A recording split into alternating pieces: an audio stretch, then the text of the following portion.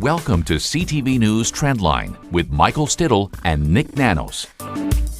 Let's walk through. Which would you want to start east, Michael? Or are we going to start west? Let's go west. Let's go west. Okay. Let's go west, young man. What's happening in BC? Well, you can see on the left-hand side is our current model projection, and I'd like to focus on the Vancouver area. On the right is the last election, and you can see a significant difference for the Liberals. Significant setbacks. If a riding is black, it means it's too close to call within a 2% margin. If it's gray, it's too close to call within a 0 to 7% margin between the two front runners.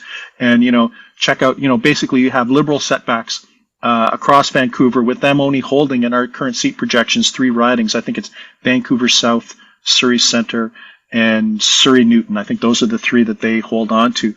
But for the Conservatives, look, a pickup in Richmond Centre, also West Vancouver, Sunshine Coast, pickup for the Conservatives. But looks like Vancouver is now a major battleground. The NDP still holding on to some seats and competitive in those seats. So I think the 2 parties to watch now in Vancouver will actually be the Conservatives and the New Democrats, with a number of Liberal seats at risk. Right in the Lower Mainland. Let's take a look at the Prairies. Yeah, if you notice, Michael, I don't have a comparative chart for well, I do have a comparative map for the Prairies, but it's pretty similar. It looks pretty blue. It remains blue. But the thing is, there's a situation where, that those handful of ridings that the Liberals do have in the Prairies, for example, Edmonton Centre is now in play.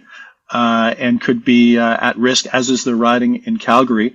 So if an election were held now, there's a likelihood that the Liberals would have no, as in 0 seats in the West. They weren't doing well in the West before, but no. And for those seats, interestingly, in one of those seats, the NDP are competitive with the Liberals, and the other seat, the Conservatives are competitive with the Liberals. So the Liberals have to deal with both of those other parties and those the seats that are right now at risk for them in the Prairies. And in Ontario, especially around the Greater Toronto area, how are things looking?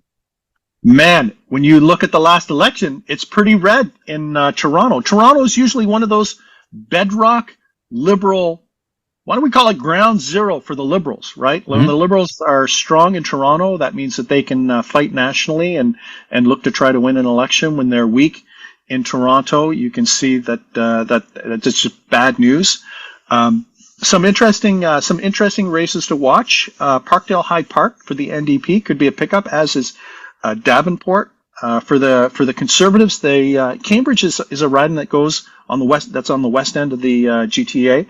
It's a riding that goes back and forth. We have Cambridge projected for the Conservatives, and a lot of those ridings in the western part of the GTA, in the Bramptons, Mississaugas, basically in play and up for grab. And the Conservatives could even pick up Vaughan Woodbridge, which would be a big gain for them. But the key takeaway is that sea of red that we saw and usually see in elections is up for grabs. There are going to be a number of Liberal members that are going to be fighting for their lives. They haven't lost yet, but if you can see, if the riding's either black or gray, that means that Liberal riding is in play, with a challenge either from the NDP or the Conservatives.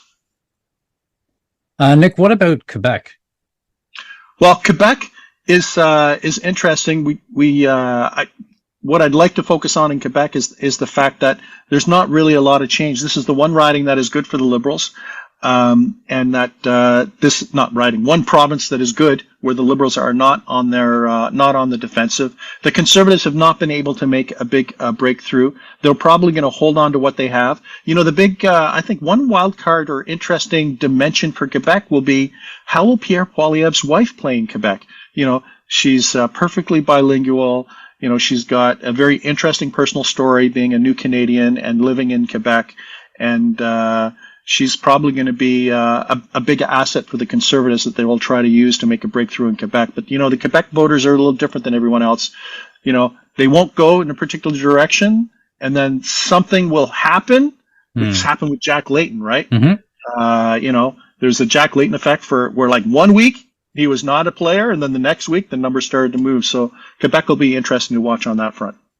And we've seen Jagmeet Singh's NDP party kind of struggle during his term as leader at gaining popular support in Quebec, unlike his late predecessor, Jack Layton. Yeah, or Tom Mulcair. Tom Mulcair was very Yeah. effective at appealing to voters in Quebec. Tom Mulcair being a provincial Quebec cabinet minister and a very popular personal brand in the province. Jagmeet Singh hasn't been able to do that. But you know what? The bread and butter for Jagmeet Singh has to be Toronto, right? He's a Toronto guy.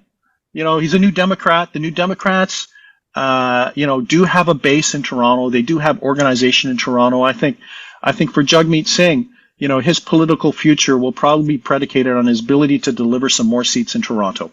And I don't think that's an unrealistic expectation. I think when New Democrats picked him as leader, I think they thought that he could make a breakthrough in Ontario or pick up more seats at the very least, but we haven't really seen that manifest itself. Nik, I always find Atlantic Canada gets interesting, and for me anyways, it always seems like a kind of an indicator of where the country might go. Where is Atlantic Canada now?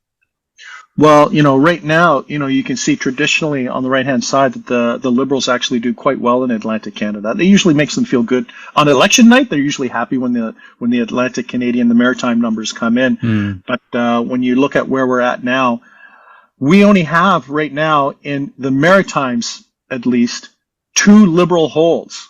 Beauséjour, that's Dominic LeBlanc, and Halifax, I think that's Fillmore, who's the member of parliament there.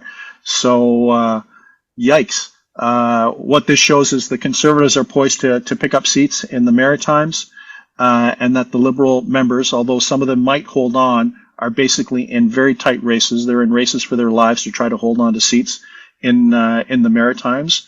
And I think the big question is how many seats will the Liberals lose in the Maritimes? They'll probably win more than the 2 that we currently have in the win column, because they are competitive in other ridings. But the question is how bad will it be in the Maritimes for the Liberal Party of Canada?